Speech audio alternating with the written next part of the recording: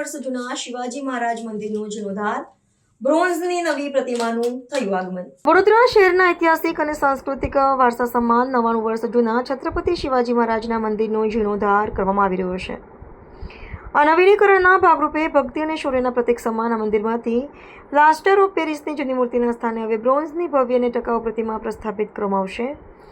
વડોદરા વાસીઓ માટે શિવાજી મહારાજનું આ નવું અને તેજસ્વી સ્વરૂપ એક અદ્ભુત આકર્ષણ બની રહેશે. મંદિરના ટ્રસ્ટીઓ દ્વારા નવી બ્રોન્ઝ પ્રતિમાનું વિધિવત પૂજા અર્ચના અને પુષ્પાંજલિ અર્પણ કરી ઉષ્માભર્યું સ્વાગત કરવામાં આવ્યું હતું અને આ ઐતિહાસિક ધરોહરને આધુનિક અને નવો ઓપ આપવાના સમગ્ર રિનોવેશન પ્રોજેક્ટમાં વડોદરાના લોકસભા સાંસદ ડૉક્ટર હેમાંગ જોશીનો વિશેષ સહયોગ પ્રાપ્ત થઈ રહ્યો છે. તેમના પ્રયાસો અને માર્ગદર્શન હેઠળ જ આ પૌરાણિક સ્થળને વધુ આકર્ષક અને સુવિધાયુક્ત બનાવવાની કામગીરી તેજ ગતિએ ચાલી રહી છે. આગામી સમયમાં ઐતિહાસિક મંદિર તેના નવા રૂપરંગ સાથે ભક્તો માટે ખુલ્લું મુકાશે, જે સ્થાનિક આસ્થા અને રાષ્ટ્રપ્રેમનું મોટું કેન્દ્ર બની રહેશે. સાંસદ અને ટ્રસ્ટીઓના સઘન પ્રયાસોથી 99 વર્ષ પુરાણા આ સ્મારકનું સંરક્ષણ અને સંવર્ધન શક્ય બન્યું છે, જે શિવાજી મહારાજના અદમ્ય સાહસ અને આદર્શોને આવનારી પેઢીઓ સુધી પહોંચાડવામાં મહત્વની ભૂમિકા ભજવશે.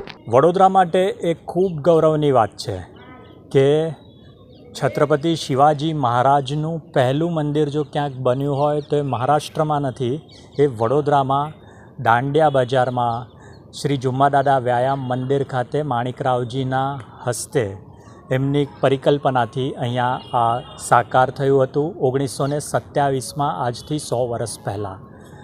આ મંદિર, આ અહીં સ્થાપિત મૂર્તિ જે પ્લાસ્ટર ઓફ પેરિસની છે એ હવે જીર્ણોદ્ધાર માંગે છે અને એના માટે અમે એક મુહિમ શરૂ કરી.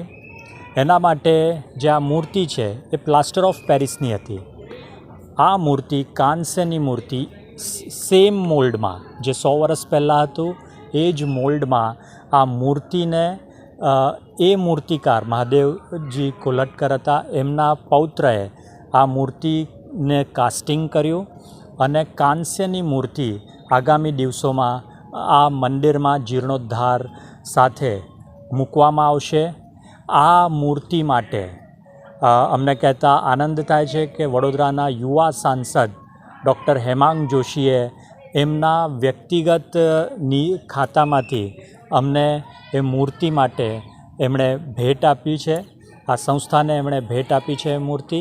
તો આ મૂર્તિ સાથે એ જૂનો વિકાસ અને વિરાસતનો વિકાસ આ મંત્ર લઈને આગામી દિવસોમાં આ જે મંદિર છે એનો આગામી દિવસોમાં જીર્ણોદ્ધાર કરવા માટે અમે ટ્રસ્ટી મંડળ તથા સાંસદ શ્રી હેમાંગભાઈ જોશી એ બધા કટિબદ્ધ છીએ.